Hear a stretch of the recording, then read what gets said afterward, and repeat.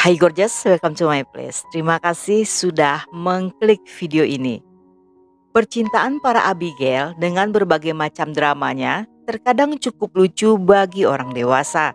Tetapi dalam kisah kali ini sama sekali nggak ada lucu-lucunya.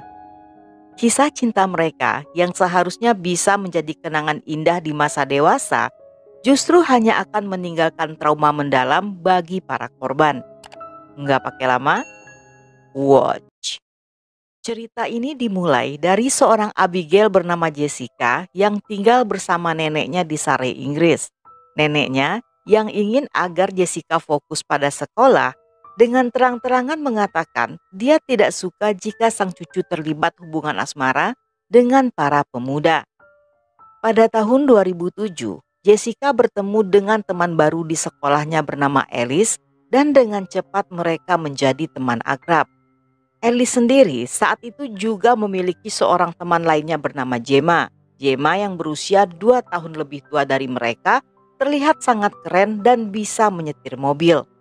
Sehingga mereka bertiga menjadi akrab, sering hangout bersama dan berkumpul di waktu luang.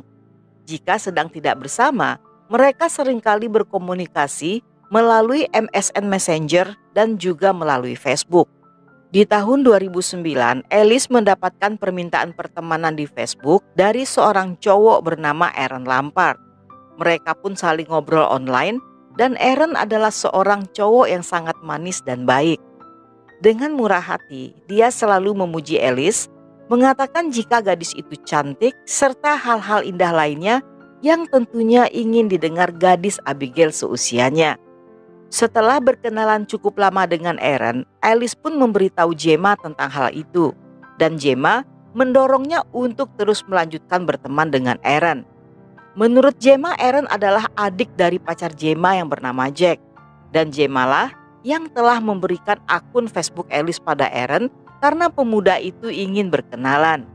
Hingga pada satu titik, Alice yang bosan berhubungan online mengajak Aaron untuk bertemu secara langsung yang ajakan tersebut diterima pemuda itu. Mereka pun bertemu di sebuah taman dan saat melihat pemuda itu, Alice merasa senang karena Aaron sangat sesuai dengan ekspektasinya. Pemuda itu tampan dan juga imut. Saat itu Aaron memakai sweater hoodie longgar dengan topi rajutan yang memiliki tali tesel panjang menutupi setengah wajahnya. Aaron Abigail yang asik, keren, percaya diri, dan sedikit cerewet. Walaupun berasal dari keluarga kaya, namun latar belakang keluarganya sangat tragis. Dia menjadi anak tunggal setelah kakak perempuan dan kakak laki-lakinya meninggal. Di hari itu pula, Aaron meminta Alice untuk menjadi pacarnya yang dengan senang hati dan berbunga-bunga tentu saja diterima gadis itu. Alice pun mengenalkan Aaron pada Jessica sehingga mereka bertiga menjadi akrab. Bahkan Aaron juga sering ngobrol atau chatting dengan mereka berdua seolah mereka sudah saling lama mengenal. Terkadang mereka bertiga akan hangout bareng atau hanya sekedar berkumpul.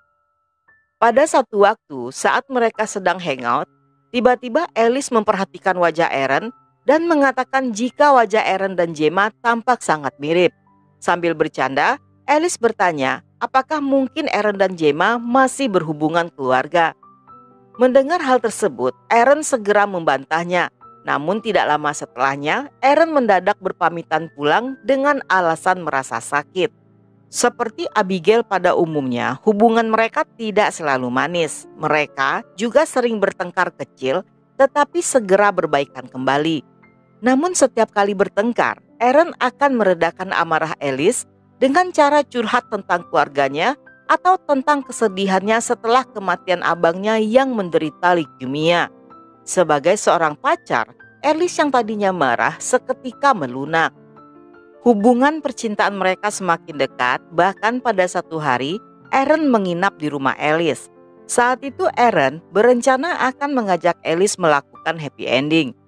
Saat mereka telah berada di kamar Alice dan Aaron sedang di kamar mandi, entah kenapa tiba-tiba Alice merasa curiga dengan gerak-gerik Aaron dan secara diam-diam membuka tas pemuda itu.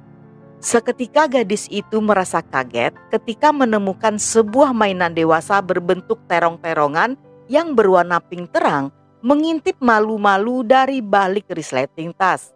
Alice yang ketakutan segera menutup tas tersebut dan bersikap seolah tidak terjadi apa-apa. Saat mereka tidur, Aaron pun memulai aksinya. Dia membujuk Alice melakukan happy ending yang ditolak oleh gadis itu. Tetapi Aaron tetap memaksanya hingga Alice memaki Aaron. Walaupun di malam itu tidak terjadi apa-apa, namun keesokan harinya setelah Aaron pulang, pemuda itu terlihat seolah menjauhi Alice. Karena merasa malu, Alice tidak pernah menceritakan hal itu pada siapapun juga, bahkan termasuk pada Jessica. Di saat Alice sedang merana dan kecewa, Jessica justru sedang berbunga-bunga. Hari itu dia akan bertemu dengan seorang cowok bernama Luke Jones. Luke yang mengaku sebagai teman dari Aaron pernah menghubungi Jessica lewat Facebook yang di hari-hari berikutnya mereka saling chat online. Ketika melihat pemuda itu, Jessica sangat senang dan dia menyukai apa yang tampak di depannya. Pemuda itu tampak persis seperti pada foto profilnya. Dia memakai celana dan jaket gombrong lengkap dengan hoodie seperti seorang rapper, serta rambut model spike ala-ala David Beckham. Walaupun dia terlihat sedikit sombong, namun dia juga terlihat nakal menggoda.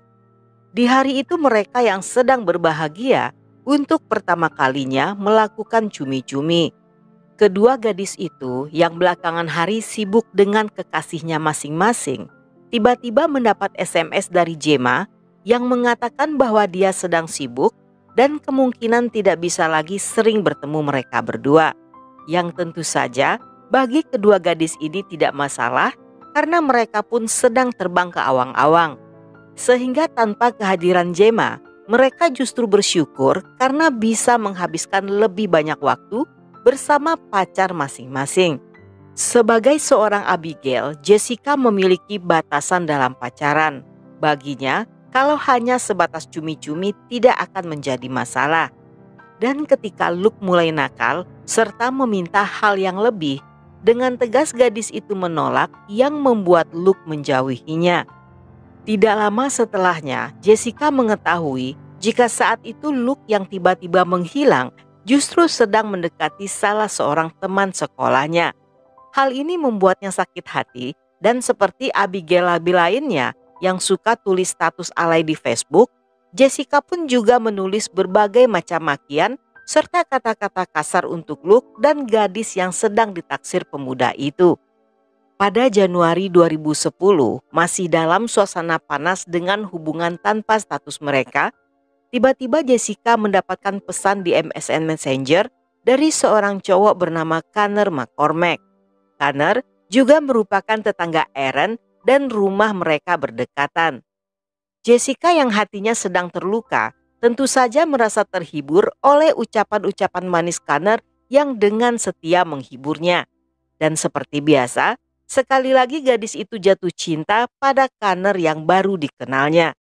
Jessica yang penasaran dengan bentukan asli pemuda itu berkali-kali mengajaknya untuk bertemu. Namun pada ajakan yang kesekian kalinya, pemuda itu baru bersedia.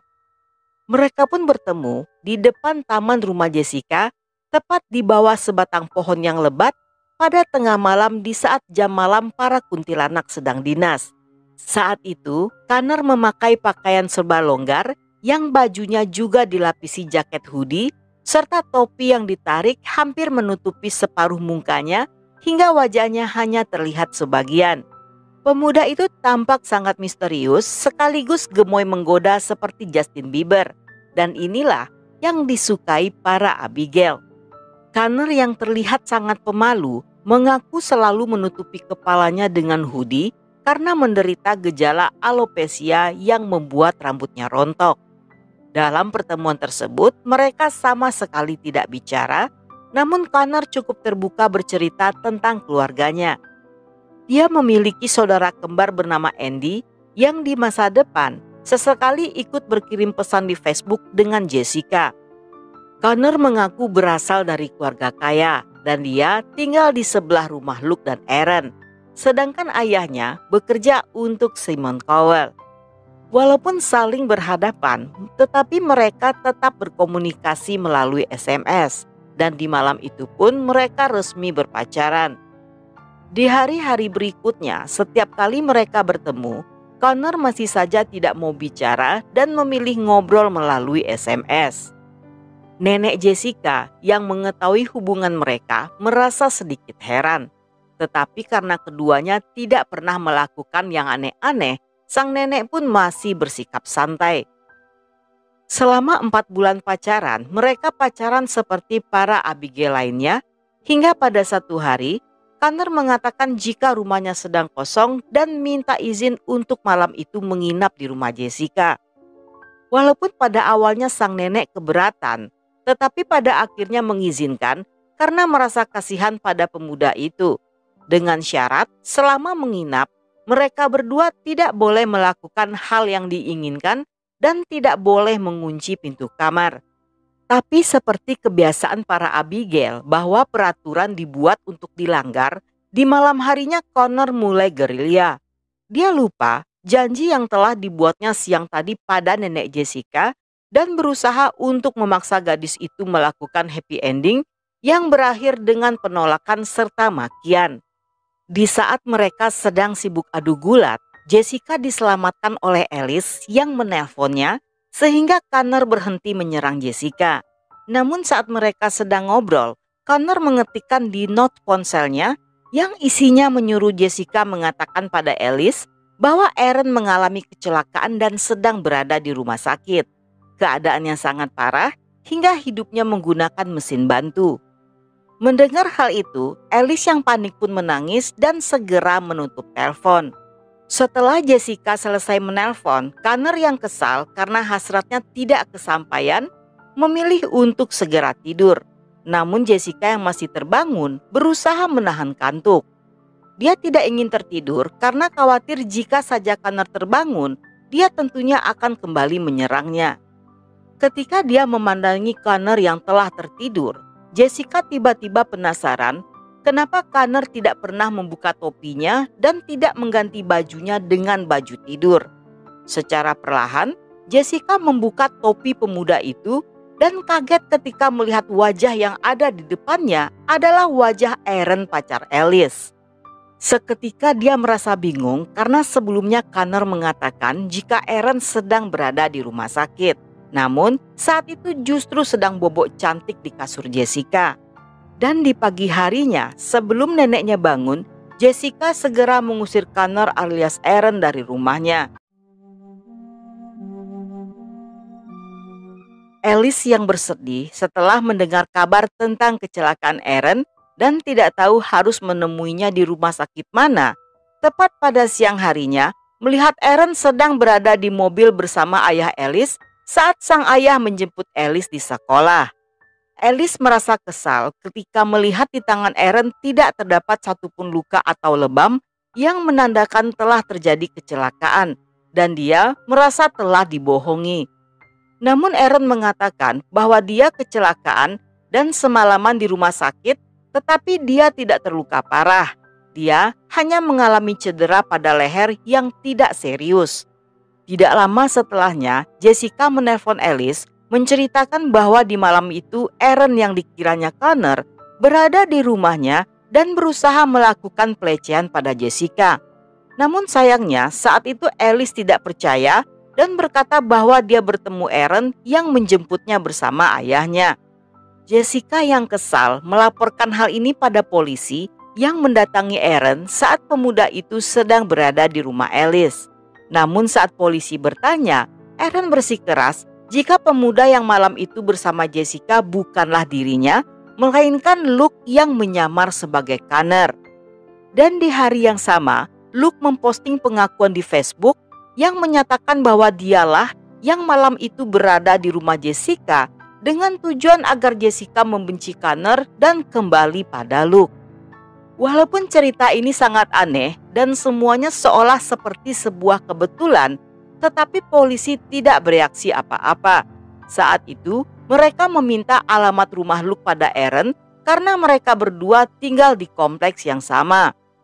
Namun ketika polisi mendatangi alamat tersebut, tidak ada yang bernama Luke di rumah itu. Dan alamat yang diberikan Aaron tentunya adalah alamat palsu. Alice pun diminta oleh polisi untuk menghubungi Luke dan mengajaknya bertemu di sebuah dermaga. Sesaat setelah Luke datang, polisi yang muncul tiba-tiba melihat bahwa Luke adalah orang yang sama dengan Aaron. Mereka pun membawanya ke stasiun untuk diperiksa. Namun yang paling mengejutkan ketika akan dimasukkan dalam sel tahanan, saat mereka menggeledah, Aaron menolak untuk membuka topi serta pakaiannya. Polisi yang kesal menarik paksa topi tersebut dan saat topi terlepas, gumpalan rambut panjang kecoklatan terjatuh menjuntai turun ke bahu Aaron. Dan polisi pun kaget karena Aaron adalah seorang wanita dan dia adalah Gemma. Di sanalah terungkap bahwa selama ini Gemma telah melakukan penyamaran dengan menjadi Aaron, Luke, serta Connor. Ketika mendengar hal ini, Jessica dan Alice menjadi sangat kesal serta merasa malu karena cowok yang mereka suka merupakan seorang wanita lesbiola. Gemma pun ditangkap dan dalam interogasi terungkap banyak hal yang tidak pernah dibayangkan polisi jika hal ini bisa dilakukan oleh seorang gadis. Dalam aksinya, Gemma menyamar menjadi 3 orang pemuda dengan menggunakan 3 nama, 3 karakter utama, 3 kepribadian, 3 karakter figuran, 3 nomor ponsel, dan 3 cara berpakaian yang berbeda. Ketiga karakter ini diciptakan berdasarkan tipe ideal Jessica dan Alice yang berhasil diketahuinya selama 2 tahun bergaul dengan mereka sebagai Gemma. Saat dilakukan pemeriksaan oleh psikolog, Gemma dinyatakan mengidap gangguan spektrum autisme dan ADHD yang membuatnya bisa menciptakan berbagai macam kepribadian dengan alter ego yang sangat kompleks. Dan di saat salah satu alter egonya mencampakkan korban, dia kembali akan menciptakan alter ego yang baru untuk menghibur korban. Dengan mudah dia bisa mengarang cerita rumit dengan skenario dramatis hingga sulit dicerna bahkan oleh otak orang dewasa sekalipun. Semua yang dilakukannya diperhitungkan dengan sangat detail. Bahkan dia mengaku jika Aaron, Luke, dan Connor tinggal di sebuah komplek mewah yang penghuninya berasal dari kalangan artis serta miliuner sehingga tidak sembarang orang bisa masuk ke sana. Dengan tujuan agar gadis-gadis itu tidak bisa mendatangi atau mencari mereka. Hakim menggambarkan bahwa Gemma telah mempermainkan korbannya baik secara fisik dan emosi yang mengakibatkan trauma berkepanjangan. Dan dia divonis hukuman penjara selama 30 bulan atas penyerangan ese-ese dan hukuman tambahan selama 3 bulan untuk penipuan. Dan sampai di sini dulu cerita kita kali ini. Semoga kalian suka dengan ceritanya. Jangan lupa subscribe, like, komen, dan share sebanyak-banyaknya ke media sosial kalian. Dan buat kalian yang masih betah hingga akhir, thank you, love you, have a nice day, and then see ya.